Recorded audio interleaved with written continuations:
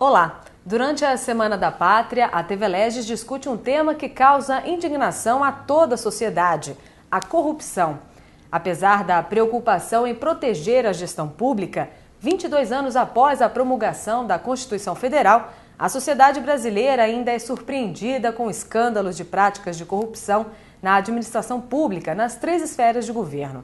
O panorama internacional não revela bons resultados para o Brasil. Veja mais na reportagem. De acordo com um relatório da ONG Transparência Internacional, que indica o ranking de percepção de corrupção nos setores públicos de 180 países, em 2010 o Brasil subiu para o 69º lugar, em comparação à 75ª posição do ano anterior, ficando ao lado de países como Cuba, Montenegro e Romênia. Numa escala de 0 a 10, em que 0 corresponde ao menor grau de satisfação e 10 indica país menos corrupto, desde 2009 a pontuação brasileira permanece a mesma, apenas 3,7. Quase 75% dos países tiveram pontuação equivalente ou abaixo de 5, indicando que a corrupção continua sendo um grande problema mundial. A questão da corrupção hoje no Brasil, de combate à corrupção, é a espinha dorsal do desenvolvimento da cidadania no Brasil. Ela espelha exatamente isso, o desenvolvimento da cidadania do Brasil.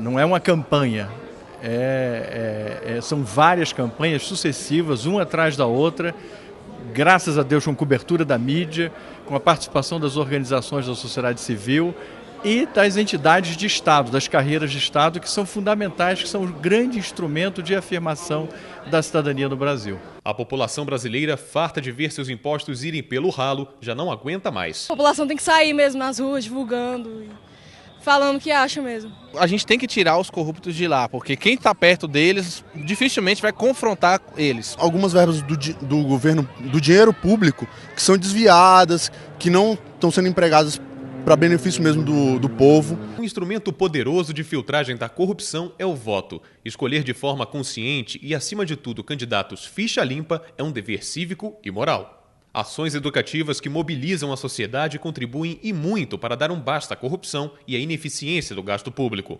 Veja alguns exemplos bem-sucedidos. A campanha O que você tem a ver com a corrupção, idealizada pelo promotor de justiça do Ministério Público de Santa Catarina, Afonso Guizzo, convida a sociedade para refletir sobre seu papel. Outra iniciativa é o Cidadômetro, um projeto realizado pela Voz do Cidadão que visa medir o índice de cidadania. E também o Projeto Popular, com mais de 1 milhão de assinaturas, que resultou na Lei da Ficha Limpa. Para discutir este tema, eu converso agora com o promotor de justiça do Ministério Público Estadual de Santa Catarina e coordenador da campanha O que você tem a ver com a corrupção, Dr. Afonso Guizzo, e também com o delegado da Polícia Federal, Dr. Rodrigo Bastos. Muito obrigada pela presença de vocês. Bom, apesar dos esforços dos órgãos de controle, o Brasil ainda está muito distante de países como Nova Zelândia e a Dinamarca, que são países considerados menos corruptos. Na opinião de vocês, quais são os principais desafios hoje que o país enfrenta em relação à corrupção? Vamos começar com o Dr. Rodrigo. Bem, eu tenho a percepção de que nos últimos anos os órgãos da administração pública voltados para a prevenção, para o controle e para a repressão à corrupção têm avançado muito. Os órgãos de controle interno, o exemplo da Controladoria Geral da União, faz um trabalho excelente, muito técnico, bastante criterioso, a mesma coisa do Tribunal de Contas da União. E a própria Polícia Federal também tem avançado, tem investido nos últimos anos nesse tipo de investigação, que é algo, de certa forma, novo. E os avanços são visíveis, mas, claro, nós ainda estamos distante do ideal e dos países mais avançados. Senhor Dr. Afonso. Bem, na verdade, quando a gente fala em índice de corrupção, a gente primeiro tem que saber de onde vêm esses índices, né? Então já começa um questionamento da própria veracidade até da sua identificação com o que acontece mesmo na realidade.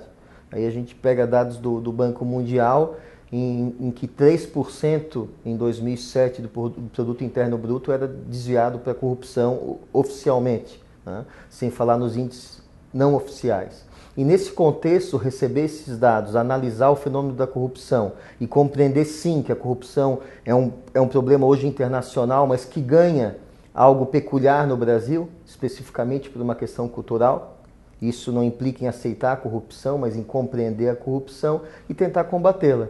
Então esses índices são muito importantes, longe de serem indiscutíveis, inquestionáveis, eles são um ponto de partida para a gente analisar esse fenômeno e tentar achar algumas estratégias de combater esse câncer da corrupção. Falou tudo, câncer mesmo. Doutor Rodrigo, como que é feito o trabalho da Polícia Federal, que é extremamente importante no combate à corrupção? Bem, o federalismo brasileiro tem essa característica de os municípios e também os estados dependerem muito das verbas da União. A nossa atribuição para investigar está ligada à competência da Justiça Federal, então nós investigamos sempre quando a verba for federal, que no caso do Brasil os repasses são muito volumosos.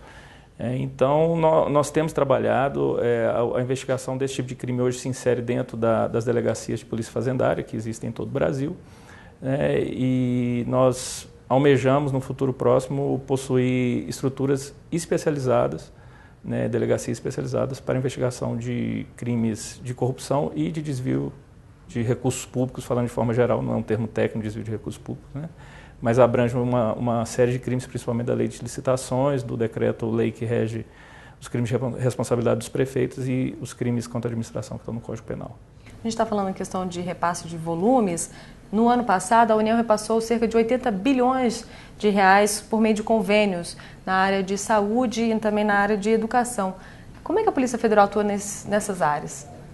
Bem, nós atuamos de diversas formas a depender do que está sendo investigado, a partir de denúncias de populares, trabalhamos conjuntamente também com a Controladoria Geral da União, muitas vezes em casos que estejam acontecendo.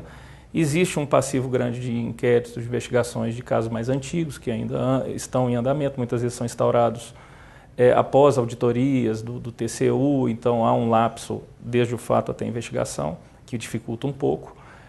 Agora, o que é importante dizer é a necessidade do controle social, porque o volume é muito grande, é impossível auditar tudo. Os municípios fazem a gestão de verbas de educação, de saúde, mas também a aplicação de verbas para infraestrutura, para saneamento, para melhorias as mais diversas, para treinamento de pessoal. Então, é um mundo de recursos que não dá para ser auditado 100%. Então, o controle social do cidadão que está ali, que está no local, que está vendo, se realmente existe, se não existe, está sendo bem aplicado, os conselhos de fiscalização e controle que muitas vezes atuam apenas pro forma, não existem de fato ou não fazem o seu trabalho direito, isso é muito importante, o controle pela sociedade. E a gente trabalha a partir das denúncias que existem, dos indícios que vão surgindo, e cada investigação com a sua peculiaridade. Por falar em controle social, doutor Afonso, o senhor começou aí uma campanha, o que você tem a ver com a corrupção? Como nós podemos colaborar nesse sentido? Pois é, o que cada um de nós tem a ver com a corrupção, Às vezes o cidadão em casa nos olha assim, mas eu sou honesto, não tenho nada a ver com a corrupção. Ao contrário, A corrupção atinge a minha vida, a escola do meu filho, o meu bairro, a minha segurança, quer dizer, as políticas públicas acabam sendo deficientes, sem generalizar, mas no menor ou no maior grau isso ocorre em qualquer rincão desse país, não importa o partido político, não importa a liderança, é um fenômeno que atinge a todos, torna a repetir, no menor e no maior grau, e compreender esse fenômeno e participar, e o Dr. Rodrigo tocou em algo fundamental, controle social, mobilização social. Eu sempre digo o seguinte, não vai, independente de credo, de religião, não vai aparecer um salvador da pátria e solucionar os problemas do Brasil. Não, nós, sociedade, amadurecendo, porque a gente erra enquanto agente político, enquanto servidor público, enquanto pai de família, enquanto a gente erra, mas aprendendo com os nossos erros, procurando soluções. E compreender que a corrupção faz mal para mim é muito importante. Tem uma música do Jorge Benjor que é fantástica, que diz, se o malandro soubesse como é importante ser honesto, ele seria honesto só por malandragem. E é isso que o corrupto e o corruptor têm que assistir e, mais do que nunca, se ligar, porque um país que divide as suas riquezas, um país que dá mais oportunidade ao seu cidadão, é um país que vai com certeza conviver melhor em sociedade. E aí, só para finalizar a tua pergunta, efetivamente a gente tem que romper algo que é cultural. A nossa tendência, e aí dá para generalizar no menor ou maior grau, todos nós reproduzimos isso, é priorizar o interesse individual quando em choque com o interesse coletivo e social.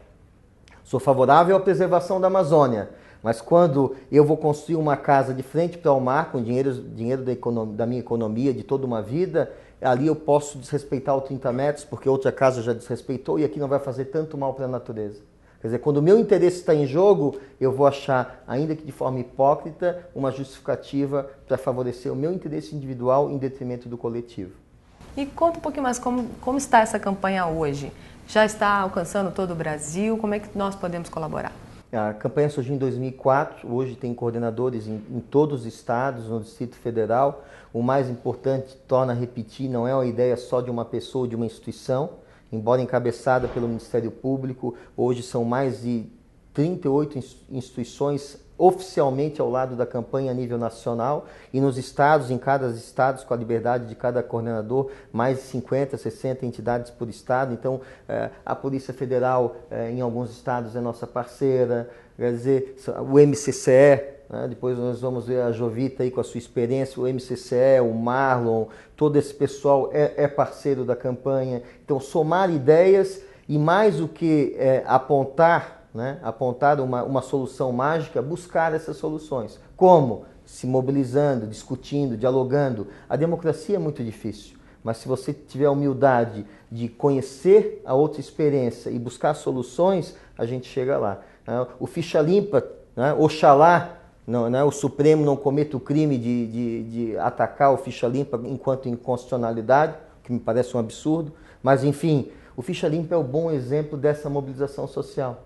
Mais de 2 milhões de pessoas se mobilizaram em torno de uma ideia que, cá entre nós, nenhuma liderança político-partidária era favorável e foi aprovada. Foi aprovada por quê? Por causa da mobilização social. Esse é o ponto de partida para a gente conquistar algo mais à frente. Inclusive, a Ficha Limpa está completando agora 1 ano de existência, né? Bom, a TV Legis vai fazer um rápido intervalo e já a gente volta agora para comentar um pouco mais sobre os órgãos de controle e também controle social. É rapidinho.